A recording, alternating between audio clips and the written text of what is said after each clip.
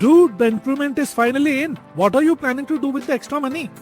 Thinking of getting a new bike and the increment will cover the EMI. Nice. I have opted for a top-up SIP based on my annual increment. Top-up SIP? What's that? Through a top-up SIP, you can increase your monthly investment every year in line with your income growth. That way, you can achieve your corpus even earlier. Let me give you an example. Imagine if you had started SIP of rupees 10,000 per month back in the year 2000.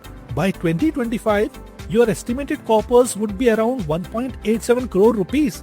But if you had chosen a top-up SIP and increased your SIP by just 2,000 every year, then in just 20 years by 2020 itself, your estimated corpus could have grown to 2.15 crore rupees.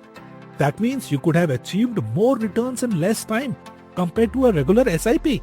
And if you had continued the same investment till today, your estimated total corpus would be around 4.34 crore rupees. Just by increasing 2,000 rupees a year, that's huge difference. Impressive. Exactly.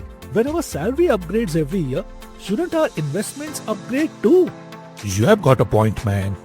For more information, contact your mutual fund distributor today.